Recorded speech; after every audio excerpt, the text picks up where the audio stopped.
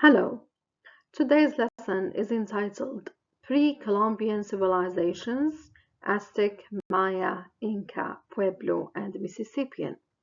This is your host, Mrs. Sumia Benani. Today's lesson objectives are an introduction to the geographical setting and cultural distinctiveness of five major pre-Columbian civilizations, highlighting how the environment shaped societal development. Second, trying to see how these civilizations contributed to US history. And three, reference to possible research threats. Well, we will be mainly depending on two books. The first one is The Ancient Maya, written by Scherer and Drexler, and the second one is 1491, written by Chasman.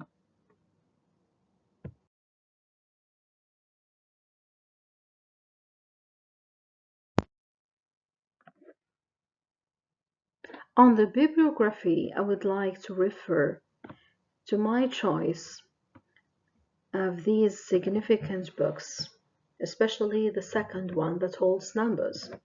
While authors and scholars could capture the significance of some of the essential numbers in the titles of their books. George Orwell, for instance, wrote his dystopian novel 1984, published in 1948, to portray society under absolute surveillance and control by big brothers to the totalitarian party. Charles Mann, author of this book, 1491, for instance, published in 2005, chose a title, the numerical title, that may suggest a call for the reflection on the time before the discovery of America. It is a historical study that reconstructs pre-Columbian civilizations in the Americas.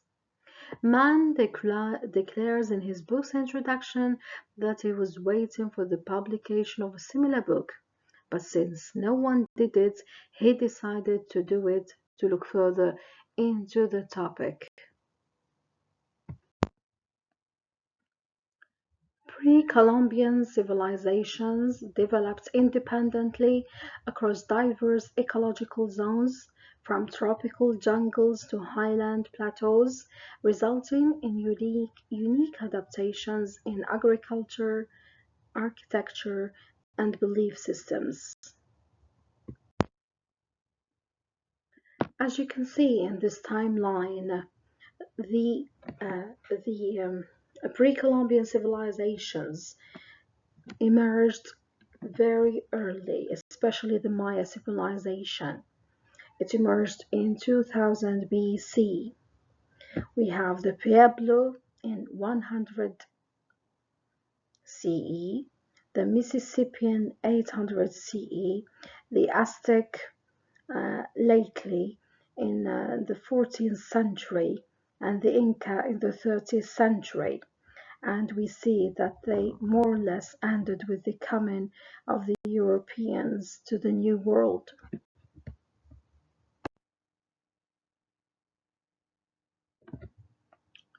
Through these figures, you can see the geographical zones of the pre-Columbian civilization. Number one, the Aztec developed in Mesoamerica, or what we know now as Mexico.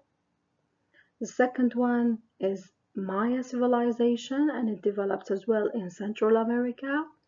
The Inca developed or emerged in the Andes, the Mississippian North America, the Pueblos the southwest, and the Iroquois the northeast.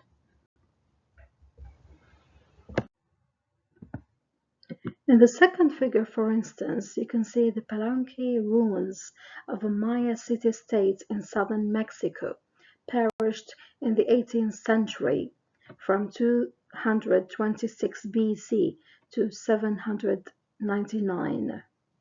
After its decline, it was overgrown by the jungle of cedar and other trees.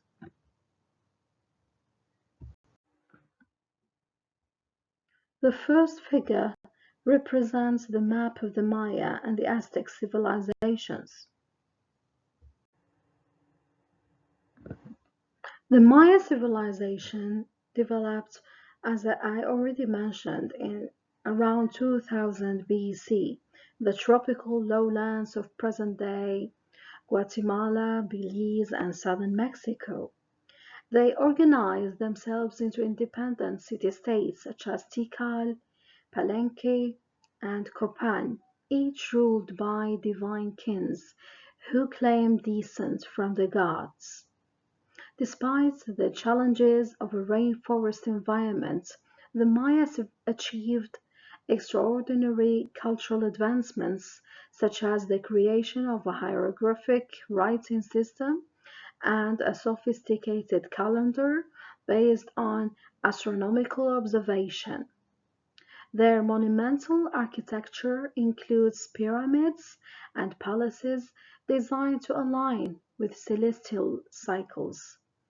As far as environmental adaptation, they were tied to the fertility of maize, a crop central to both their diet and cosmology.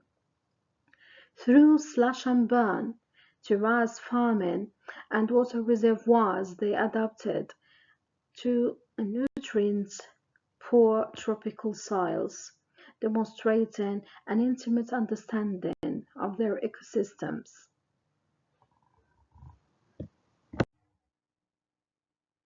As far as agriculture is concerned, we can see two distinct traditional farming systems adapted to specific ecological contexts. We're talking about slash and burn and terrace agricultures.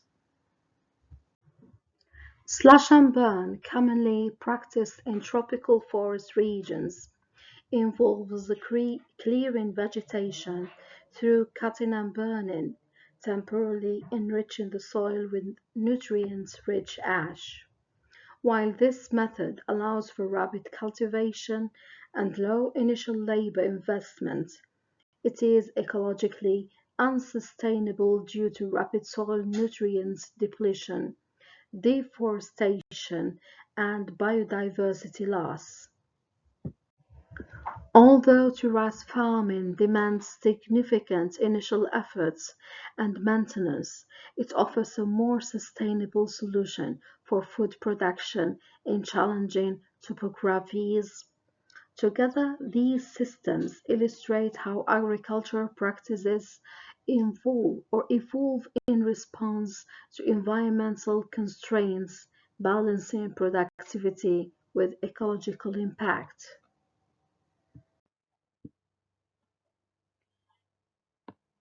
Another agricultural system is the Chinampas. The Chinampas agriculture, or we could call the floating gardens, are artificial islands built on lakes, and the whole system provides water to the plants.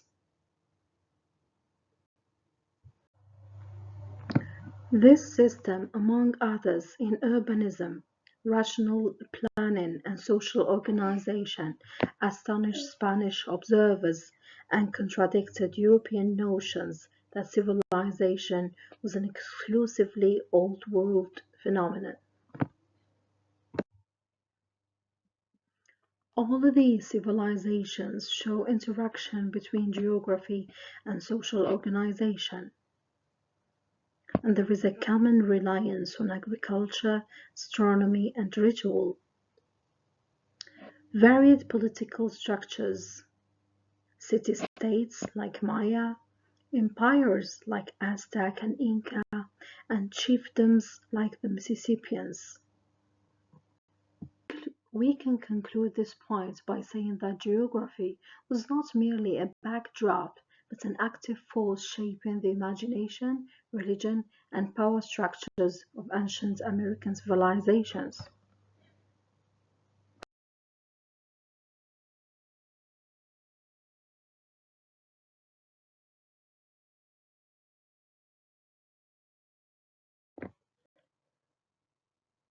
The following quotes are to be considered for further research threads.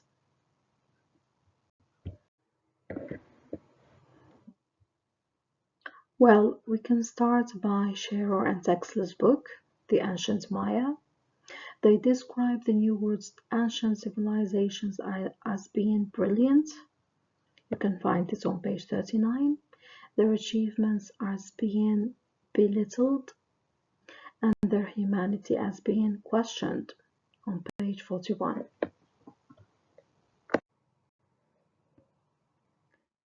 Take a minute to read this passage. What does it imply?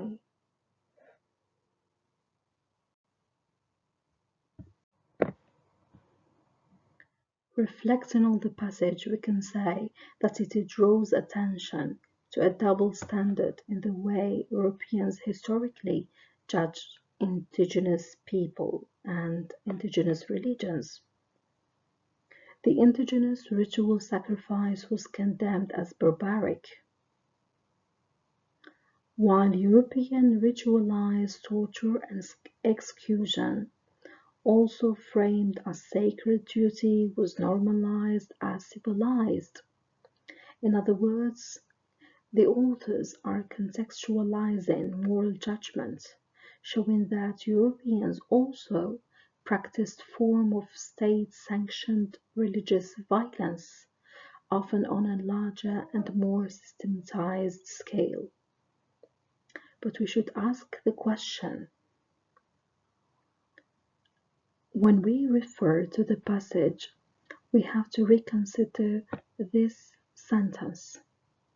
We should remember that Europeans of 500 years ago burned people alive in the name of religion and submitted heretics to an array of tortures and protracted executions. What does this sentence refer to? What is the historical event that the authors of this book are trying to recall? This is your task. I would like you to pay attention to the quote. We should remember that Europeans of 500 years ago burned people alive in the name of religion and submitted heretics to an array of tortures and protracted executions. So your task is, what's the historical event that this passage refers to?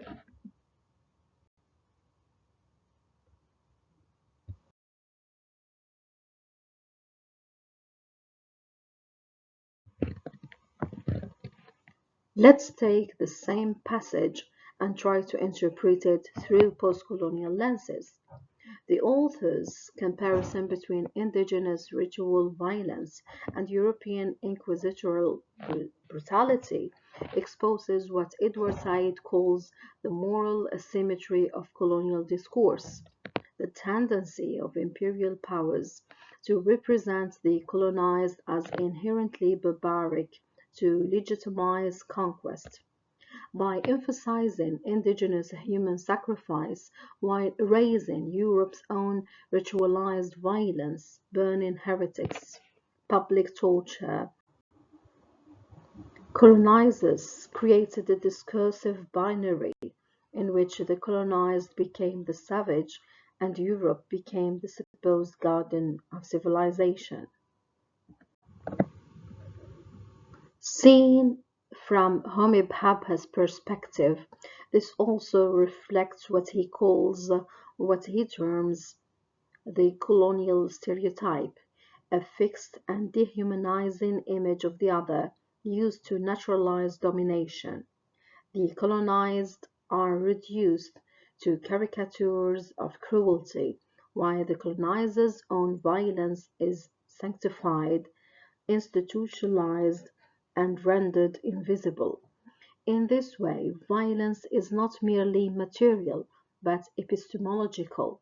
Europeans monopolized the right to define what counted as civilized and what counted as barbaric. Thus, the passage is not only historical, It is the agnostic of the rhetoric of empire. Conquest is justified not through empirical truth, but through the power to narrate, to control representation itself. After contact, it was not the indigenous world that became more violent, it was Europe's violence that became global.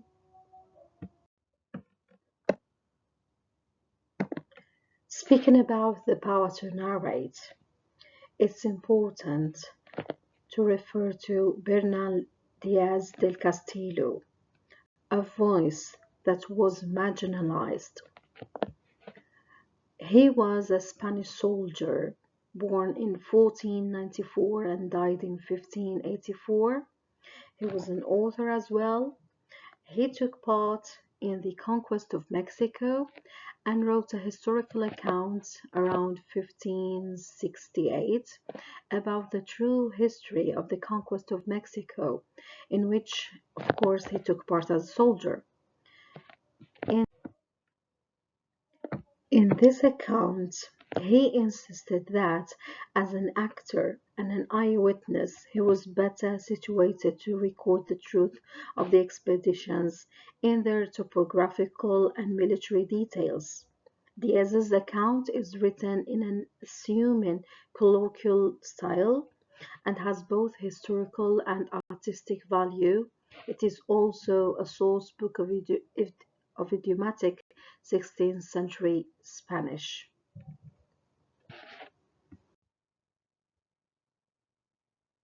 Now, read this passage taken from the ancient Maya book written by Scherer and Traxler, page 39, and try to make reference to the Europeans' point of view.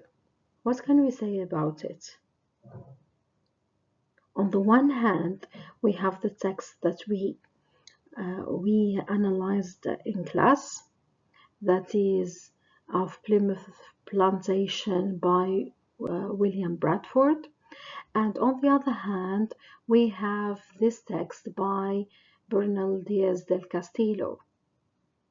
Write a short essay about these two texts and how they reflect the European point of view regarding the pre-Columbian civilizations.